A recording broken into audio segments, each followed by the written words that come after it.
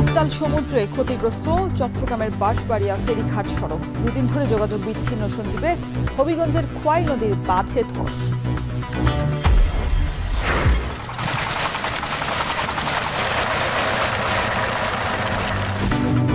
পঞ্চগড়ে অভিযানেও থামছে না প্রভাবশালী ড্রেজার চক্র। বেপরোয়া পাথর উত্তোলনে বাড়ছে ভূমি ধসের ঝুঁকি, আতঙ্কে এলাকাবাসী।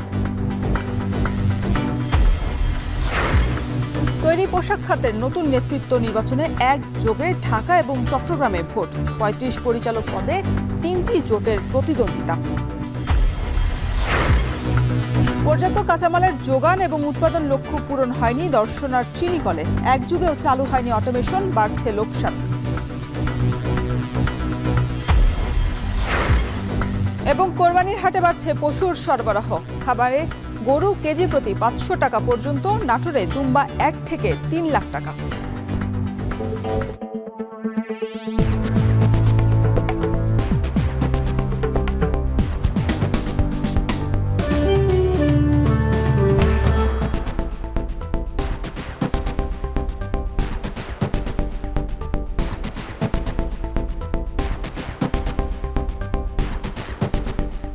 স্বাগত এখন জনপথে, সঙ্গে আছি আমি শরীফ রওশন।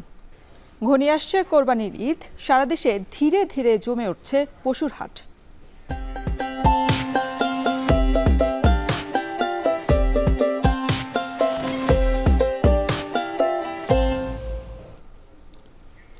কোরবানির দিনক্ষণ এগিয়ে আসার সাথে সাথে বগুড়ার হাটগুলোতেও বাড়ছে পশুর সরবরাহ। অনেক ক্রেতা ওজন করে গরু কেনার জন্য ছুটছেন খামারগুলোতে। গরুর লাইভ ওয়েট ধরা হচ্ছে 450 থেকে 500 টাকা কেজি দরে। কিছু কিছু খামার বিক্রিতে বাড়তি সুবিধাও দিচ্ছে। মাজেদুর রহমানের প্রতিবেদন, ছবি তুলেছেন রবিউল ইসলাম। বগুড়ার দুপচাচিয়া উপজেলার ধাপের হাট, জেলার বড় পশুর হাট। এবার পশুর সরবরাহ বেড়েছে কয়েক গুণ। দূর দূরান্ত থেকে হাটে এসেছেন ব্যাপারী। হাটবারে প্রায় শতাধিক পশুসহ ট্রাক যাচ্ছে ঢাকা, চট্টগ্রাম, সিলেট সহ অন্যান্য জায়গায়। দাম নিয়ে সন্তুষ্ট বেশিরভাগ ক্রেতা বিক্রেতা। এখন মোটামুটি অবস্থা ভালো, কিন্তু গরুর দামটা একটু কম। আশা অনুরূপ দাম পাচ্ছি না। 20,000-30,000 টাকা খিলাতে গেছে আমাদের। যে গরুর দাম এখন 1,05,000 দাম বলতেছে, তাহলে আমাকে লস না। কয়েকদিন আগে যে বাজার ছিল সে বাজার এখন নাই, এখন অনেক বেশি হয়ে গেছে, অনেক দাম বাড়তি এসে গেছে। গত বছরের তুলনায় এই বছর গরুর আমদানি বেশি এবং বর্তমানে কেনাবেচাও ভালো।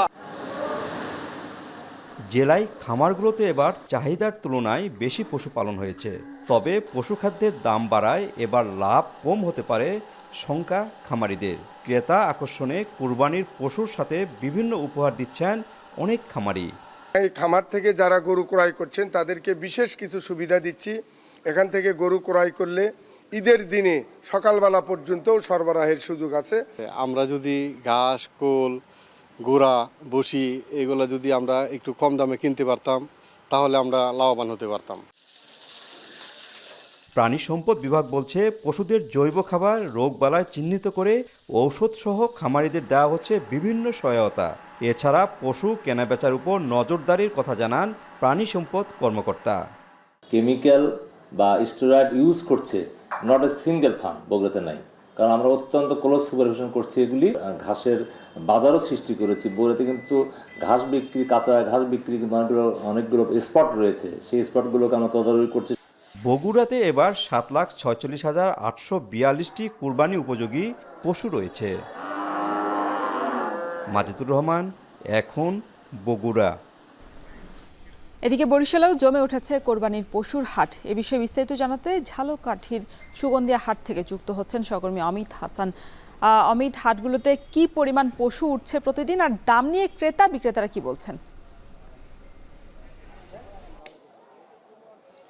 রওশন, একটু জানিয়ে রাখি যে বরিশালে ধীরে ধীরে জমে উঠতে শুরু করেছে কোরবানির পশুর হাট। এ উপলক্ষে আমরা আজকে রয়েছি ঝালকাঠির সুগন্ধিয়া হাটে, এবং এই হাটটি শনিবার এবং মঙ্গলবার সপ্তাহে 2 দিন বসে। এবং কোরবানি উপলক্ষে এই হাটে প্রায় 1,000 থেকে 2,000 পরিমাণ গরু কিন্তু সরবরাহ করা হচ্ছে। এবং দেশি পশুর পাশাপাশি বিশেষ করে কুষ্টিয়া, সাতক্ষীরা, যশোর সহ বরিশালের আশপাশের যে এলাকাগুলো রয়েছে সেখান থেকেও কিন্তু দেশি প্রজাতির যে পশুগুলো রয়েছে সেগুলো এখানে আসছে। এবং ব্যবসায়ীরা বলছেন যে আজকে এবং মঙ্গলবারের হাটে ক্রেতার সমাগম বেশ ভালো হবে এবং বেচাকেনাও ভালো হচ্ছে। তবে আজকে এই বাজারটিতে ক্রেতার সমাগম কম থাকলেও ব্যাপারীদের উপস্থিতি বেশ লক্ষ্য করা যাচ্ছে এবং গরু বেচা কেনাও বেশ ভালো হচ্ছে বলছেন ব্যবসায়ীরা। এবং তারা বলছেন যে আগামী মঙ্গলবারের যে হাটটি রয়েছে সেটি কোরবানির খুব কাছাকাছি হওয়ায় ওই হাটে বেচা কেনা আরও বাড়বে বলে জানিয়েছেন ব্যবসায়ীরা। এবং সকাল থেকে আমরা দেখেছি যে ট্রলার যোগে কিংবা ট্রাক যোগে বরিশালের আশপাশের বিভিন্ন জায়গা থেকে যারা ব্যবসায়ী রয়েছেন তারা পশু নিয়ে এই হাটে উপস্থিত হচ্ছেন এবং এই হাটটি বেশ বড় এবং দেশি প্রজাতির পশু বেশি থাকায় এখানে কিন্তু ক্রেতা সমাগম প্রতি বছরই আমরা দেখি যে বেশি হচ্ছে। তবে গত বছর কোনো খাজনা না থাকলে এবছর খাজনা কিছুটা নির্ধারণ করা হয়েছে ব্যাপারীদের জন্য 200 টাকা প্রতি গরু, এবং যারা ক্রেতা রয়েছেন সাধারণ ক্রেতা বিভিন্ন জায়গা থেকে আসছেন তাদের জন্য প্রতি গরু 500 টাকা এবং ছাগল 200 টাকা দরে নির্ধারণ করা হয়েছে। এবং এই হাটে এখন যারা ক্রেতা রয়েছেন তারা ঘুরে আসলে দেখছেন যে দরদাম, ক্রেতা গরুর আকার এগুলো দেখে যাচ্ছেন। তবে আগামী হাটে কিনবেন এমনটাই প্রত্যাশা যারা ব্যবসায়ী রয়েছেন তারা। এবং আরেকটু জানিয়ে রাখি যে এই হাটটিতে কোরবানি উপলক্ষে প্রতি হাটেই দেখা যায় যে 1,500 থেকে 2,000 পশু সরবরাহ করা হয় এবং কিংবা ওঠে এবং বেচা কেনা হয় প্রায় 1 থেকে 1,500 পশু। এবং আরেকটু জানিয়ে রাখি যে এবছর বিভাগের 6 জেলায় ছোট বড় প্রায় 27,000 খামারে কোরবানিযোগ্য মোট 4,59,848টি পশু প্রস্তুত করা হয়েছে। বিপরীতে এবার কোরবানিতে বিভাগে চাহিদা রয়েছে 3,94,552টি পশু। ফলে চাহিদার তুলনায় উদ্বৃত্ত থাকবে প্রায় 65,296টি পশু। এবং জেলারও একই অবস্থা, জেলাতেও কিন্তু দেখা যাচ্ছে যে পশুর যে চাহিদা রয়েছে সে তুলনায় স্থানীয়ভাবে উৎপাদিত পশুর সংখ্যা বেশি, যার কারণে প্রাণী সম্পদ অধিদপ্তর বলছেন যে এবছরও কিন্তু যে পরিমাণ চাহিদা রয়েছে তা স্থানীয়ভাবে উৎপাদিত পশু দিয়েই পূরণ করা সম্ভব। এবং বরিশালের এই বাজারটি ধীরে ধীরে জমে উঠতে শুরু করেছে এবং আগামী হাটে আসলে বেচা কেনার সাথে সাথে ক্রেতা সমাগম আরও বাড়বে বলে আশা করছেন ব্যবসায়ীরা। তো বরিশালের ঝালকাঠি জেলার সুগন্ধিয়া হাট থেকে এই ছিল আমার কাছে সর্বশেষ। ধানমন্ডি থেকে মাত্র কয়েক মিনিটের পর স্বপ্ননিবাস আবাসন প্রকল্প। ওদের একটি সোসাইটির প্রতিটি প্লটই প্রকৃত অর্থে কর্নার প্লট, যেখানে সেখানে বুকিং নয়, প্লটটি যেন ঢাকায় হয়। নাটোরে গড়ে উঠেছে মরু অঞ্চলের প্রাণী দুম্বার খামার। কোরবানি উপলক্ষে খামারে প্রস্তুত করা হয়েছে শতাধিক দুম্বা।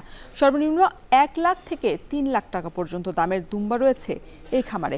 চাহিদা বাড়ায় এবার ভালো দাম পাওয়ার আশা করছেন খামারিরা। মাহবুব হোসেনের প্রতিবেদন। নাটোরের খামার পাথুরিয়া গ্রামের আনোয়ার হোসেন উন্নত জাতের ছাগল পালন দিয়ে খামারি জীবন শুরু করলেও 2001 সালে শুরু করেন দুম্বা লালন পালন। প্রথমে 2টি দুম্বা দিয়ে শুরু করলেও এখন তার খামারে রয়েছে শতাধিক দুম্বা। কোরবানি পশু হিসেবে প্রতিনিয়ত চাহিদা বাড়ছে দুম্বার, ফলে এবারও শতাধিক দুম্বা কোরবানির জন্য প্রস্তুত করেছেন তিনি। পূর্ণাঙ্গ বয়সে একটা দুম্বা 4 মণ 5 মণ 6 মণ লাইভ ওয়েট হয় এবং এগুলোর ব্যাপক চাহিদা এবং দেশে এগুলা পালন আস্তে আস্তে বৃদ্ধি পাচ্ছে এবং ভবিষ্যৎ সম্ভাবনা অনেক বেশি দুম্বার। ছাগল সহ অন্যান্য গবাদি পশুর মতোই তুলনামূলক কম পরিশ্রমে করা সম্ভব দুম্বার খামার। এছাড়াও রোগবালাই কম হওয়ায় দুম্বা লালন পালনে আগ্রহ বাড়ছে অন্য খামারিদের মধ্যেও। দুম্বা কোরবানি সুন্নত হওয়ায় অনেকেই পশুটি দেখতেও কিনতে আসছেন আনোয়ার হোসেনের খামারে।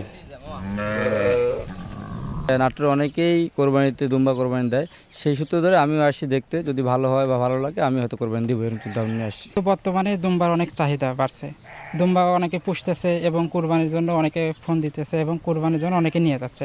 দুম্বা বাইরের হলে ওদের আমাদের বাংলাদেশের সাথে এদের ম্যাচিংটা খুব ভালো, মানে রোগ ব্যাধি খুবই কম, না বললেই চলে। মরুর প্রাণী দুম্বা লালন পালনে একসময় অসম্ভব হয়ে উঠলেও বর্তমানে সেটি সম্ভব হয়েছে নাটোরের গুরুদাসপুরের আনোয়ার হোসেনের যে খামার রয়েছে সেখানে। দিন দিন লালন পালনের পাশাপাশি কোরবানি ঈদেও এর চাহিদা বাড়ছে।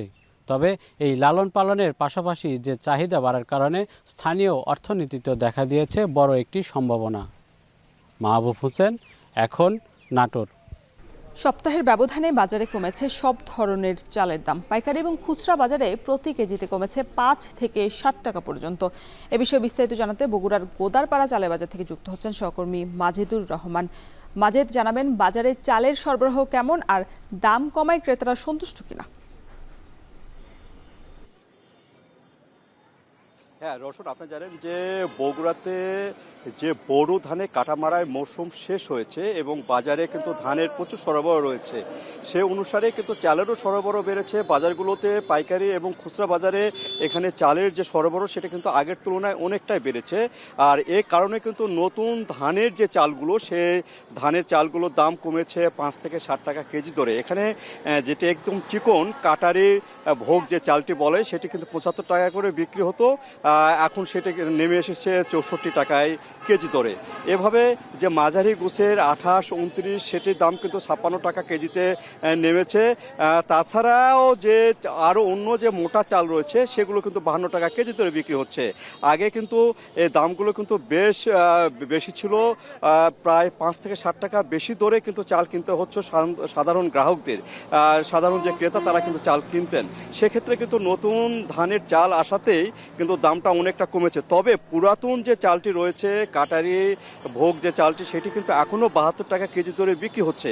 অর্থাৎ পুরাতন চালের দাম খুব একটা হেরফের হয়নি দামের, কিন্তু নতুন ধানের যে চালগুলো সেটি কিন্তু হেরফের হয়েছে। আর যদি আমি একটু তথ্য বলি, সেটি বগুড়াতে এবার প্রায় 7 লাখ মেট্রিক টন চালের যে উৎপাদন সেটি কিন্তু হয়েছে।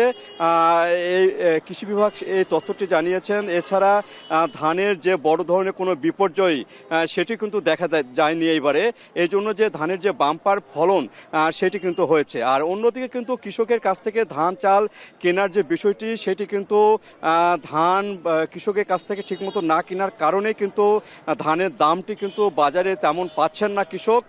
সেই তুলনায় কিন্তু চালের দাম আরও কিছুটা কমার কথা ছিল, কিন্তু সেটি এখনও কমেনি। তবে এখানে আশা করছে যে আর কিছুদিন পরে, অর্থাৎ আবহাওয়া, বর্তমান যে আবহাওয়া রয়েছে সে আবহাওয়ার কারণে কিছুটা ধান শুকনো করা, ধান বিক্রি হাট বাজারে আনা নিয়ে যাওয়া, এক্ষেত্রে কিন্তু কিছুটা বিড়ম্বনায় পড়েছে কৃষক। আর কিছু দিন পরে হয়তো এই দামটা আরেকটু কমতে পারে বলে মনে করছে এখানকার যে ব্যবসায়ী তারা। তো রওশন, এই ছিল আমার কাছে বগুড়ার যে হাট বাজারে চালের দরদাম নিয়ে সর্বশেষ। বগুড়ার চালের বাজার পরিস্থিতি জানাতে যুক্ত ছিলেন সহকর্মী মাজিদুর রহমান।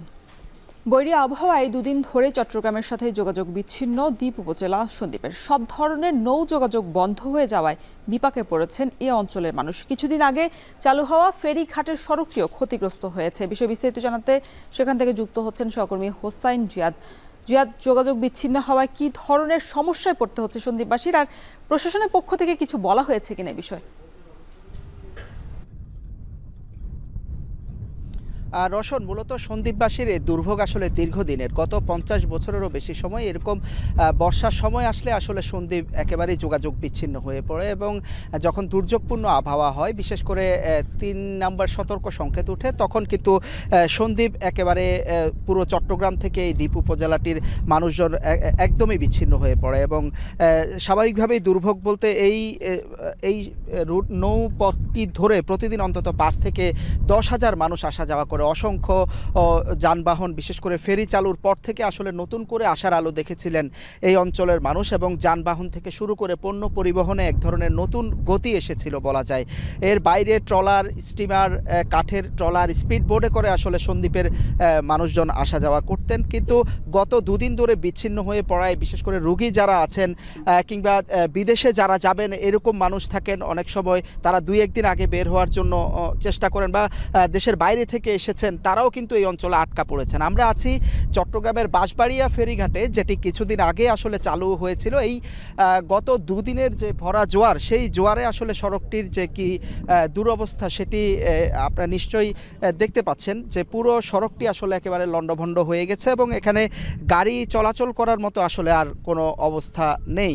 এবং এখানে যে ফেরিটি ছিল, যেই সড়কটি দেখছেন, এই সড়কটি তৈরি করতে প্রায় 1.5 কোটি টাকার মতো খরচ হয়েছে। এরকম 2টি সড়ক আসলে তৈরি হয়েছিল সন্দ্বীপে ফেরি চলাচল করার জন্য এবং অন্য যে সড়কটি এটি প্রায় 1.5 কোটি টাকা, অন্য যে সড়কটি সেটিও প্রায় 1 কোটি টাকা, সেটি একেবারে নেই বললেই চলে। এখন জোয়ারের তোরে একেবারেই লণ্ডভণ্ড হয়ে গিয়েছে এবং আমরা দূরে যেই ফেরিটি দেখছেন সেই ফেরিটি আসলে ডুবে গিয়েছে একেবারে সমুদ্রের জলে। সেটি তুলতে হবে অন্তত 15 দিনের মতো সময় লাগবে সেই ফেরিটি তুলতে। আর আরেকটি সড়ক সেটি কাজ চলছে আমরা দেখতে পাচ্ছি। বিআইডব্লিউটি এর যিনি ঠিকাদার তিনি কাজ শুরু করেছেন, কিন্তু অন্তত 3 দিন সময় লাগবে এই সড়কটি গাড়ি চলাচলের জন্য সাময়িক মেরামত করতে। অর্থাৎ এখানে তিনি বলছেন যে বালির বস্তা ফেলে আসলে সড়কটি তিনি ঠিক করার চেষ্টা করবেন। তবে এর পাশাপাশি যে কুমিরা ঘাট রয়েছে, কুমিরা ঘাট দিয়ে স্পিড বোট কিংবা ট্রলারে আসা যাওয়া করা যায়, কিন্তু সেটিও কিন্তু একই সাথে বন্ধ। ফলে এই ঘাটে যেই পণ্যবাহী ট্রাকগুলো এসেছিল, যে গাড়িগুলো এসেছিল, সেগুলো কিন্তু 2 দিন ধরে রওশন আটকা আছে ঘাটের পাড়ে। চট্টগ্রামের বাঁশবাড়িয়া থেকে যুক্ত ছিলেন সহকর্মী হোসাইন জিয়াদ। এদিকে হবিগঞ্জের খোয়াই নদীর বাঁধে দেখা দিয়েছে ভাঙন। হঠাৎ করে বাঁধে ধস দেখা দেয় এলাকাবাসীর মধ্যে আতঙ্ক বিরাজ করছে। এ বিষয়ে বিস্তারিত জানাতে খোয়াই নদীর তীর থেকে যুক্ত হচ্ছেন সহকর্মী কাজল সরকার। কাজল, খোয়াই নদীর বাঁধে কি পরিমাণ ধস দেখতে পাচ্ছেন আর পানি উন্নয়ন বোর্ড কি বলছে?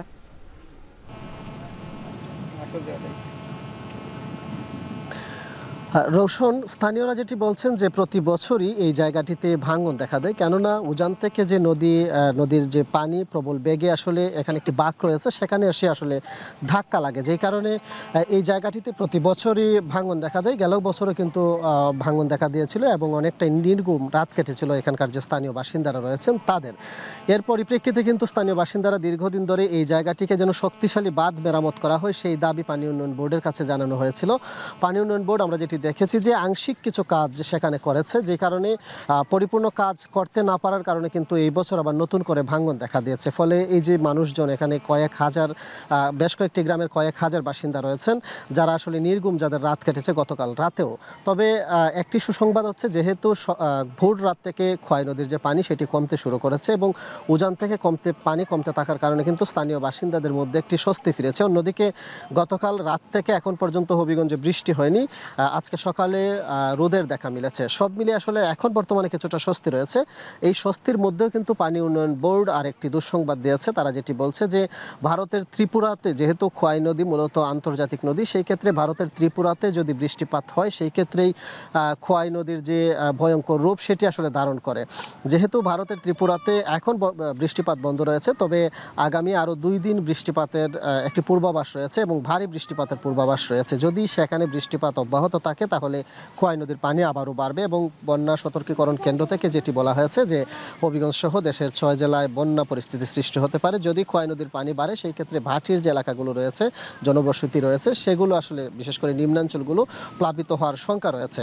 তবে এই বাঁধের যে বিষয়টি, এই বাঁধের বিষয়টি নিয়ে পানি উন্নয়ন বোর্ড যেটি বলছে যে গেল মৌসুমের পর আসলে তারা বাঁধটি মেরামতের আপ্রাণ চেষ্টা চালিয়েছে, আংশিক কিছু মেরামত করেছে। বাকি যে জায়গাটি সেটি মেরামতের জন্য যে উপকরণ বা সরঞ্জাম সেখানে প্রয়োজন হয় সেটি নৌপথে নিয়ে আসতে হয় এবং যে একটি বড় একটি নৌকার মাধ্যমে সেই সরঞ্জামগুলো আনতে হয়। যেহেতু নদীতে পানি ছিল না, যেই কারণে ভৈরব থেকে সেই নৌকাটি আসতে পারেনি। এখন পানি আসার কারণে ভৈরব থেকে ইতিমধ্যে নৌকাটি রওনা দিয়েছে। আজকে বিকেল বা আগামীকাল সকালের মধ্যে সেই নৌকাটি এসে পৌঁছলেই এই জায়গার যে মেরামত কাজ সেটি শুরু করতে পারবে। রৌশন। হবিগঞ্জ থেকে যুক্ত ছিলেন সহকর্মী কাজল সরকার। উজানের পাহাড়ি ঢলে কুমিল্লায় বাড়ছে গোমতী নদীর পানি। এতে বন্যা আতঙ্কে হাজারো মানুষ। এ নিয়ে বিস্তারিত জানাতে আমাদের সাথে সদর উপজেলার গোমতী নদীর পাড় থেকে যুক্ত হচ্ছেন খালেদ সাইফুল্লাহ। খালেদ, বন্যার ক্ষতি থেকে বাঁচতে আগাম কোনো প্রস্তুতি আপনার চোখে পড়েছে কিনা, আর জেলা প্রশাসনের পক্ষ থেকে কোনো উদ্যোগ নেওয়া হয়েছে কিনা? রওশন, আসলে বন্যার পরিস্থিতি বলতে এখানে নদীতে যখন পানি বাড়ে তখন মানুষের মধ্যে কিন্তু আতঙ্ক বাড়ে। বিগত বন্যায় আমরা দেখেছি যে কুমিল্লার 14টি উপজেলা কিন্তু বন্যায় ক্ষতিগ্রস্ত হয়েছিল। বিশেষ করে গোমতী নদীর বাঁধ ভেঙে বুড়িচং এবং ব্রাহ্মণপাড়া এবং সদর এলাকা প্লাবিত হয়েছিল। তো গতকাল সকালবেলা এই গোমতী নদীর পানি বিপদ সীমার কিছু নিচে ছিল, যেমন 4.92 মিটার উচ্চতায় ছিল পানি। এরপর সেটা আজকে সকাল 9টার দিকে সেটি বেড়ে 7.92 মিটার উচ্চতায় পৌঁছেছে এবং বিপদসীমা থেকে 3.72 মিটার নিচে রয়েছে। অর্থাৎ পানি কিন্তু এটি বৃষ্টির পানি এবং উজান থেকে আসা পানি সব মিলে কিন্তু নদীর পানি এখন একাকার। ভারতের ডুমুর নদ যেখান থেকে গোমতী নদীর উৎপত্তি হয়েছে, সেখানে আসলে বৃষ্টিপাতের পানি অত্যাধিক বেড়ে গেলে গোমতী নদীতে মূলত পাহাড়ি ঢল এবং সেই পানি কিন্তু বেড়ে যায়। এবং যদিও আজকে সকাল থেকে এখন পর্যন্ত কোনো বৃষ্টি হয়নি, রাতেও তেমন বৃষ্টি হয়নি, যার ফলে ফলে মানুষজন আশান্বিত যে হয়তো বা এই দুর্যোগ কেটে যাবে তারা মনে করছেন, কিন্তু গোমতী নদীতে ক্রমান্বয়ে কিন্তু পানি বাড়ছে এবং সেটি উজানের ঢল এবং গোমতী নদীর আমরা দেখতে পাচ্ছি যে বিস্তীর্ণ এলাকা কিন্তু পানিতে থই থই করছে এবং গত বছর যে বন্যা হয়েছিল 24 আগস্টে যে বন্যা হয়েছিল সেটিতে এই নদীর পানি কিন্তু বুরবুরিয়া বেরিবাঁধ ভেঙে কিন্তু সেখানে কয়েকটি গ্রাম প্লাবিত হয়েছিল এবং বিস্তীর্ণ এলাকায় কিন্তু বন্যার কবলে পড়ে। তাছাড়া এই উজানের ঢলে কুমিল্লার অন্যান্য উপজেলাগুলোও কিন্তু প্লাবিত হয়েছিল। তো এই যে পানি বৃদ্ধি পাচ্ছে এতে করে মানুষের মধ্যে কিছুটা অস্বস্তি কাজ করছে এবং আমরা দেখতে পাচ্ছি যে পানি উন্নয়ন বোর্ড সম্প্রতি এখানে নদীর বাঁধে মাটি দিয়েছেন বাঁধ মজবুত করার জন্য। তো এর মধ্যে জেলা প্রশাসন থেকে নিয়মিত মনিটর করা হচ্ছে। আসলে বন্যা পরিস্থিতি হওয়ার মতো আরও বেশি পানি আরও বেশি ঢল আসলে আসলে সেরকম পরিস্থিতি তৈরি হবে। তবে এ নিয়ে মানুষের মধ্যে সতর্কতা সৃষ্টি হয়েছে, মানুষজন এই বিষয়ে বেশ সতর্ক এবং এই বিষয়ে জেলা প্রশাসন থেকেও নিয়মিত আপডেট দেওয়া হচ্ছে। পানির উচ্চতা, গোমতী নদীর বিপদ সীমার কতটুকু উচ্চতায় পৌঁছলো নিয়মিত কিন্তু তারা আপডেট দিচ্ছেন এবং মানুষজন এই বিষয় থেকে কিন্তু তারা তাদের মতো করে সতর্ক হচ্ছেন। আর আসলে নদীতে পানি বাড়লে যেহেতু বিগত সময়ে মানুষ অনেক বেশি ক্ষতিগ্রস্ত হয়েছিল, তাই তারা এই ভারী বৃষ্টিপাত হলে, যেমন গতকাল সারাদিনে কিন্তু বৃষ্টি ছিল এবং বৃষ্টির কারণে শহরও জলাবদ্ধতা তৈরি হয়। তো পানি বাড়লে মানুষের মধ্যে আতঙ্ক বাড়ে। এরই হচ্ছে কুমিল্লার গোমতী নদী থেকে সবশেষ আপডেট। রওশন। কুমিল্লা বাড়ছে গোমতী নদীর পানি, এতে আতঙ্কে রয়েছে হাজারো মানুষ। সে খবরই জানাচ্ছিলেন সহকর্মী খালেদ সাইফুল্লাহ। পঞ্চগড়ের তেঁতুলিয়া উপজেলা সহ বিভিন্ন এলাকায় আবারও ড্রেজার মেশিন দিয়ে পাথর উত্তোলনের মহোৎসব শুরু হয়েছে। নদী এবং সমতলের ফসলি জমিতে রাত দিন চলছে কয়েকশো ড্রেজার মেশিন। প্রশাসন নিয়মিত অভিযান পরিচালনা করলেও থামানো যাচ্ছে না প্রভাবশালী ড্রেজার চক্রকে। ইজারার কার্যাদেশ পাওয়ার আগেই বেপরোয়া পাথর উত্তোলন এবং ভূমি ধস এবং পরিবেশের জন্য মারাত্মক ঝুঁকি তৈরি হচ্ছে বলছেন পরিবেশবিদরা। আরও জানাচ্ছেন লুৎফর রহমান। দেশের সর্বোত্তরের জেলা পঞ্চগড় পাথরের রাজ্য হিসেবে পরিচিত।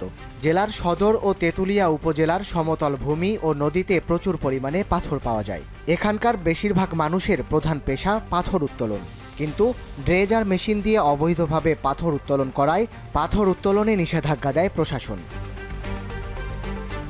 দীর্ঘ 5 বছর বন্ধ থাকার পর ফের শুরু হয়েছে নিষিদ্ধ ড্রেজার মেশিন দিয়ে পাথর তোলার মহোৎসব। পাথর মহালের ইজারা দেওয়ার প্রক্রিয়া চলমান থাকলেও কার্যাদেশ পাওয়ার আগেই বেপরোয়া হয়ে উঠেছে প্রভাবশালী মহল। পতিত ও ফসলি জমি এবং নদীর বুক চিরে দৈনিক কয়েকশো ড্রেজার মেশিন দিয়ে তোলা হচ্ছে পাথর। দিনের পাশাপাশি রাতেও বিকট শব্দে চলে এসব মেশিন। সদর ও তেঁতুলিয়া উপজেলায় বেশিরভাগ স্থানে পানি ও বালু উত্তোলনের নাম করে অবৈধভাবে তোলা হচ্ছে এসব পাথর।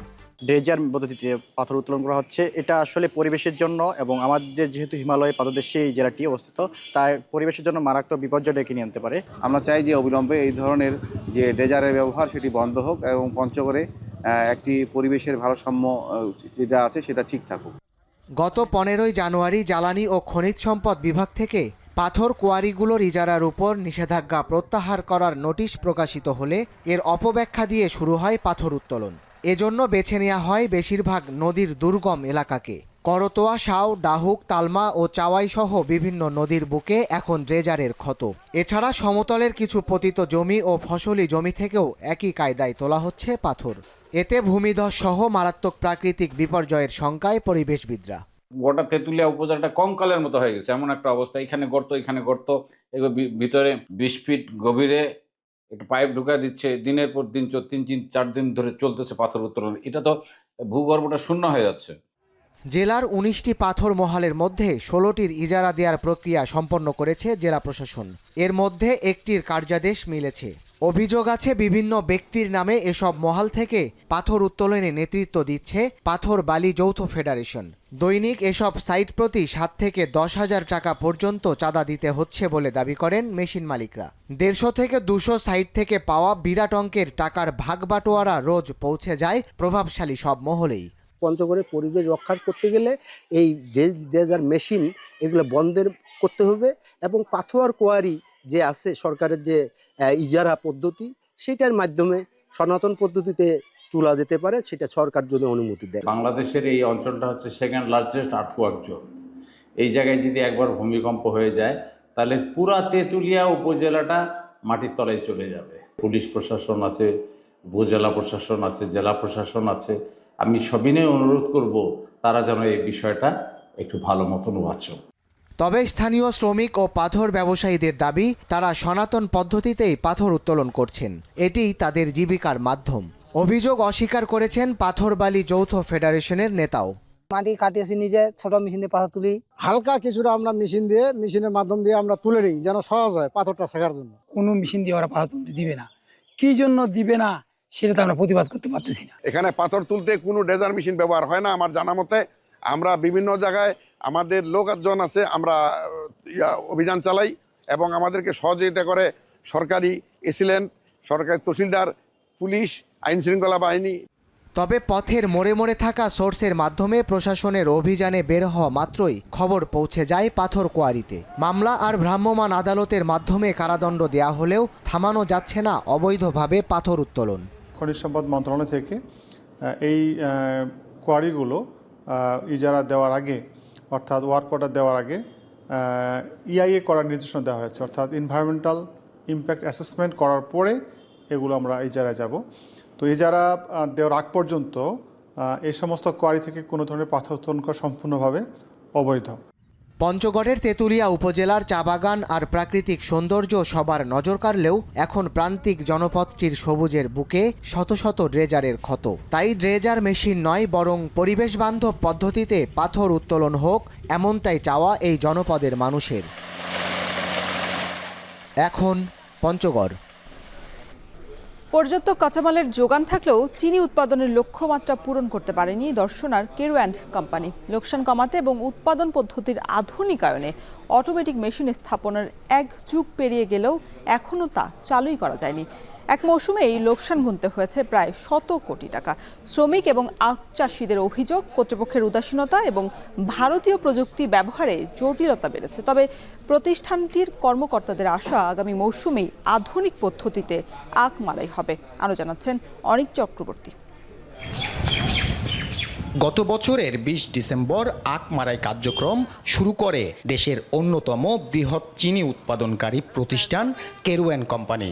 সে সময় 65 কার্যদিবসে চিনি উৎপাদনের লক্ষ্যমাত্রা ধরা হয়েছিল 4200 মেট্রিক টন। তবে 72 কার্যদিবস মিল চালু রেখেও পূরণ হয়নি সেই লক্ষ্যমাত্রা। উৎপাদন হয় 3684 মেট্রিক টন চিনি। গেল বছরগুলোতে আখের সংকট থাকলেও এ বছর লক্ষ্যমাত্রার চেয়ে বেশি আখ উৎপাদন হয়। পর্যাপ্ত কাঁচামালের যোগান সত্ত্বেও চিনি উৎপাদনের লক্ষ্যমাত্রা পূরণ করতে পারেনি মিলটি। কারণ হিসেবে সংশ্লিষ্টরা দুষছেন ব্রিটিশ আমলের উৎপাদন পদ্ধতিকে। ফলে লক্ষ্যমাত্রা পূরণ না হওয়ায় চিনি খাতে প্রায় 100 কোটি টাকা লোকসান গুনতে হবে প্রতিষ্ঠানটিকে। অথচ লোকসান কমানো, চিনি আহরণ ও মোলাসেস বৃদ্ধি করতে চিনিকল আধুনিকায়নের কাজ শুরু হয় 2012 সালে। 2024 সালে ঠিকাদারি প্রতিষ্ঠান পুরো কাজ শেষ করে বুঝিয়ে দেবার কথা থাকলেও এখনও তা সম্ভব হয়নি। এর মধ্যে কেটে গেছে প্রায় 1 যুগ। অটোমেশন পদ্ধতি চালু না হওয়ায় কমেছে উৎপাদন, লোকসানে ডুবছে চিনিকলটি। প্রায় 1 যুগ বেশি সময় ধরে পার হয়ে গেছে। অটোমেশনটা চালু হবে বলছে কিন্তু কর্তৃপক্ষ, কিন্তু এখনো পর্যন্ত চালু হয়নি। আমাদের যদি বিএমআর কাজ শেষ হয়, তো এবার আমরা চিন্তা করছি যে লোকসান কাটিয়ে কিছুটা চিনিতে উৎপাদন আমরা লক্ষ্যমাত্রা পর্যায়ে পৌঁছাবো। অটোমেশনে ভারতীয় প্রযুক্তি ব্যবহারে জটিলতা ক্রমেই দীর্ঘ হচ্ছে বলে অভিযোগ স্থানীয়দের। সেই সাথে রয়েছে কর্তৃপক্ষের উদাসীনতাও। কেরু অ্যান্ড কোম্পানিতে অটোমেশনের যেই সেক্টরটা রয়েছে, এটা দীর্ঘদিন ধরে চালু হওয়ার প্রক্রিয়া থাকলেও সেটি এখনও পর্যন্ত বাস্তবায়নের রূপ আমরা দেখি নাই। যারা ভালো চিনি উৎপাদন করে ওদের রিকভারি কিন্তু 10-এর কাছাকাছি। তো এই নতুন মিল হাউস তৈরি হলে আমাদের রিকভারি 1% হলেও বাড়বে, এবং 1% রিকভারি বাড়া মানে প্রায় 5 থেকে 10 কোটি টাকা এক্সট্রা ইনকাম হওয়া। যদিও কেরু কর্তৃপক্ষের দাবি, কারিগরি ত্রুটির কারণে কমছে চিনি উৎপাদন। তাদের আশা, আগামী মৌসুমেই আখ মাড়াই হবে আধুনিক পদ্ধতিতে। মিল হাউস এবং আমাদের যে বয়লারটা চালু হওয়ার কথা, সেটা আমরা আশা করছি যে 25-26 মাড়াই মৌসুমে আমরা এটা চালু করতে পারবো, এবং আমাদের দৈনিক গড় যে আখের মাড়াই সেটাও আমাদের বৃদ্ধি পাবে, এবং সেই সাথে আমাদের যে চিনির আহরণের হার আছে সেটাও আমরা স্পর্শ করতে পারবো বলে আশা করি। 1938 সালে প্রতিষ্ঠিত কেরুয়ান কোম্পানি চিনির পাশাপাশি উপজাত পণ্য হিসেবে মদ, ভিনেগার, হ্যান্ড স্যানিটাইজার, জৈব সার ও চিটাগুড় উৎপাদন করে আসছে। অনিক চক্রবর্তী, এখন চুয়াডাঙ্গা। ঈদুল আজহা উপলক্ষে রাজশাহীর বানেশ্বরে জমে উঠেছে ছাগলের হাট। এ বিষয়ে বিস্তারিত জানাতে আমাদের সাথে যুক্ত হচ্ছেন সহকর্মী রাকিবুল হাসান। রাকিব, পশুর হাটগুলো কেমন জমে উঠেছে জানাবেন, আর অন্য জেলা থেকে গরু ছাগল আসছে কিনা?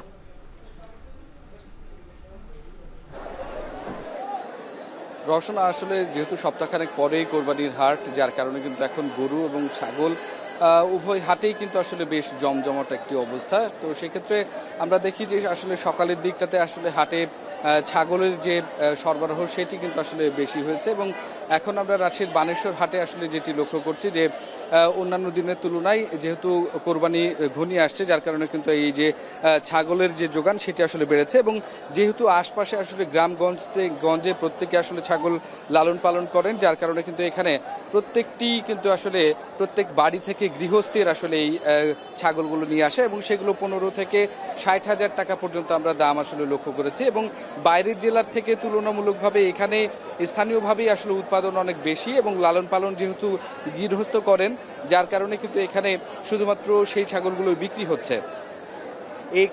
এই অবস্থায় আসলে যেই সুবিধাটি আসলে হয়েছে, এখানে আসলে তুলনামূলকভাবে আসলে দাম খানিকটা কম। অন্যান্য হাটে যেমন বিভিন্ন জায়গা থেকে পাইকাররা আসেন, খামারের ছাগল নিয়ে আসা হয়, যার কারণে দামটা একটু বেশি থাকে, কিন্তু এখানে যেহেতু গৃহপালিত একেবারে গৃহস্থরা আসলে কৃষকরা এখানে লালন পালন করেন, এই ছাগলগুলোই মূলত এখানে এসেছে।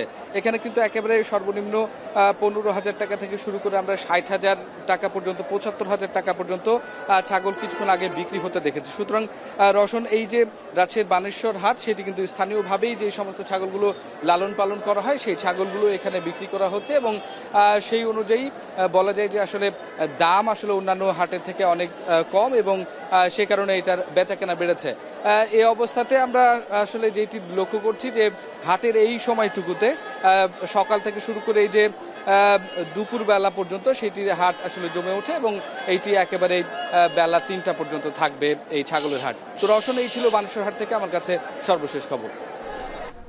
রাজশাহীর বানেশ্বরে জমে উঠেছে ছাগলের হাট। এ বিষয়ে বিস্তারিত জানাতে আমাদের সাথে যুক্ত ছিলেন সহকর্মী রাকিবুল হাসান।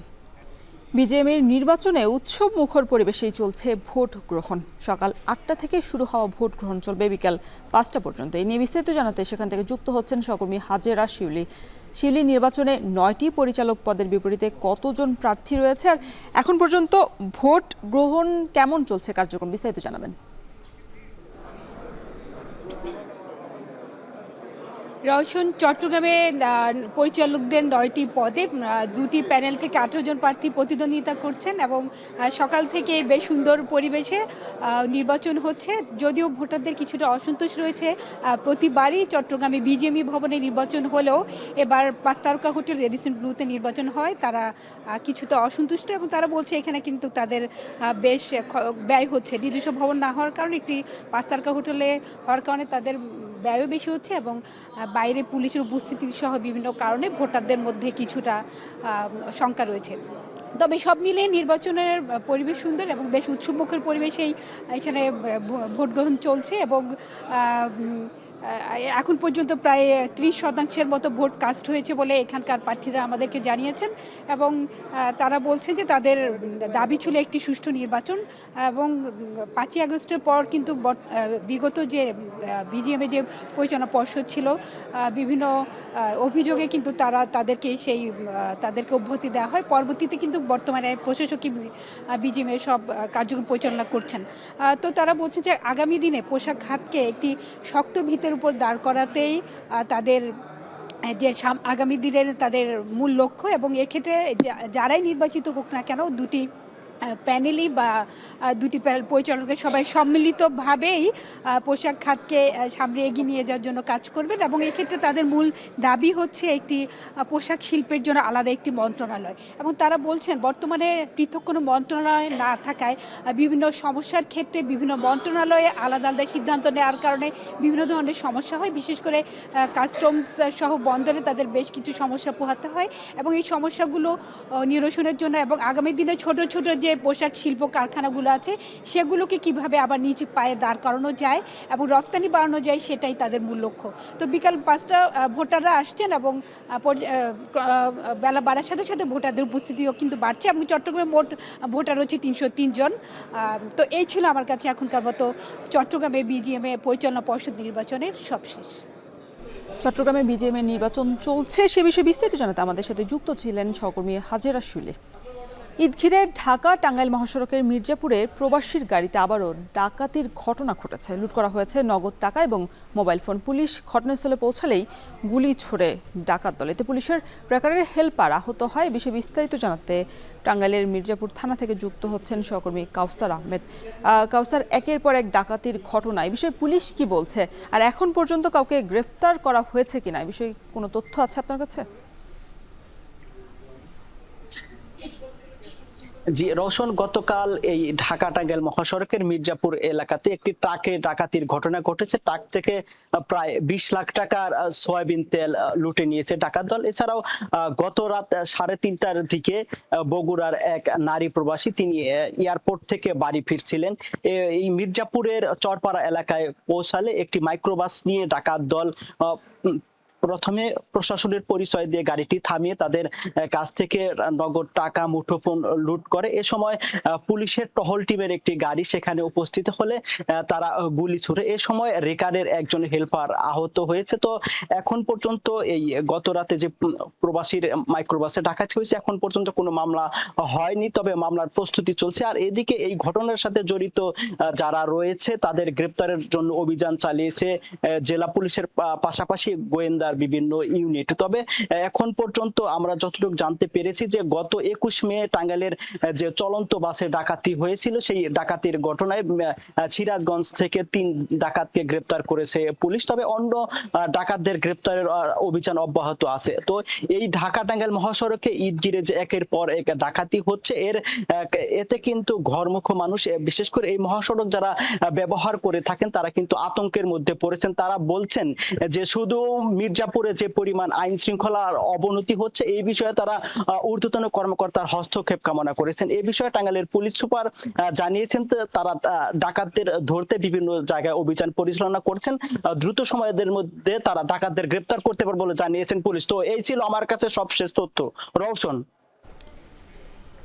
টাঙ্গাইল থেকে যুক্ত ছিলেন সহকর্মী কাউসার আহমেদ। নরসিংদীতে সময়ের সাথে সাথে কমছে কৃষি জমি। এর মধ্যে 3 ফসলি জমিতেও চলছে বালু ভরাট এবং অবকাঠামো তৈরির মহা উৎসব। অভিযোগ রয়েছে ফসলি জমি বিক্রি করতে অনবরতই চাপের শিকার হচ্ছেন কৃষকরা। জেলায় গেল 10 বছরে কৃষি জমির পরিমাণ কমেছে 1,500 হেক্টরের বেশি। চারণভূমি কমে যাওয়ায় গবাদি পশুপালনেও দেখা দিচ্ছে নানা প্রতিবন্ধকতা। রাকিবুল ইসলামের প্রতিবেদন। 80-র দশক থেকেই কৃষিতে সমৃদ্ধ নরসিংদী জেলা। তবে সময়ের পরিক্রমায় মফস্বল থেকে প্রত্যন্ত গ্রাম সবখানেই কমছে কৃষি জমির পরিমাণ। গেল 10 বছরে যা কমে দাঁড়িয়েছে 6,000 বিঘায়। প্রশ্ন উঠেছে, কেন কমেই চলেছে কৃষি জমির পরিমাণ? সবশেষ গেল 1 দশকের পরিসংখ্যান ঘেঁটে দেখা যায় 2 থেকে 3 দশক আগে কৃষি জমির পরিমাণ ছিল 84,000 হেক্টরেরও বেশি।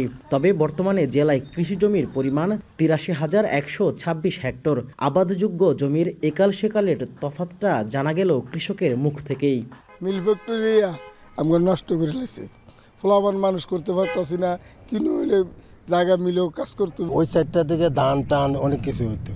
এখন তো ওই যে শিল্প এলাকা হয়ে গেছে, ভরাট জমিন হয়ে গেছে, এর লেগে ওইখানে আর ফসল করার মতো জায়গা নাই। চাষিরা বলছেন নদী ভাঙন, ড্রেজারের মাধ্যমে জমি ভরাট, শিল্প অবকাঠামো তৈরিসহ নানা কারণে প্রতিনিয়ত আশঙ্কাজনক হারে কমছে কৃষি জমি। গেল 1.5 দশকে কৃষকের সংখ্যাও কমেছে প্রায় 75%। শুধু তাই নয়, ফসলি জমি বিক্রি করতে অনবরত চাপের শিকার হতে হচ্ছে বলেও অভিযোগ তাদের। কৃষি জমির পরিমাণ কমে গেছে, যেমন আমরা লাখ টাকা খরচ করে উস্তা করি, ক্ষেতের মাধ্যমে ফসল করি, এবার হয় নাই, আমরা রসমান। আগে আমরা 3 ফসল করতাম, পাট, ধান, রবি শস্য, এই ধরনের ফসল করতাম আমরা, এখন আর করতে পারি না। জমিন বিক্রি করলেন, তাহলে আপনি এটা ফেট করে বিত্তে ফেলে দেবো গা, তখন আমরা আমরা বেচলে আমরা খামু কি, আমরা চলমু কেমনে। কৃষি বিভাগ বলছে ফসলি জমিতে কোনো ধরনের অবকাঠামো নির্মাণ বা বালু ভরাটের সুযোগ নেই। এসব জমি রক্ষায় কাজ চলছে বলেও জানান কৃষি কর্মকর্তারা। আমাদের কিছু কৌশল আছে, যে কৌশলের মাধ্যমে আমরা আমাদের উৎপাদন দিন দিন বাড়ানোর আমরা ব্যবস্থা নিয়েছি। তার মধ্যে অন্যতম হচ্ছে যে আমরা আমাদের যে জাতগুলো আছে আমরা হাইব্রিড আবাদ করছি। ধান বা অন্যান্য যে সমস্ত ফসল আছে সেগুলো আমরা হাইব্রিড আবাদ করতেছি। এদিকে সবশেষ কৃষি শুমারির তথ্য মতে বিগত 1 যুগের ব্যবধানে বাংলাদেশে কৃষি জমি কমেছে প্রায় 7 লাখ হেক্টর। রাকিবুল ইসলাম, এখন নরসিংদী। এই ছিল এখন জনপদের আয়োজনে।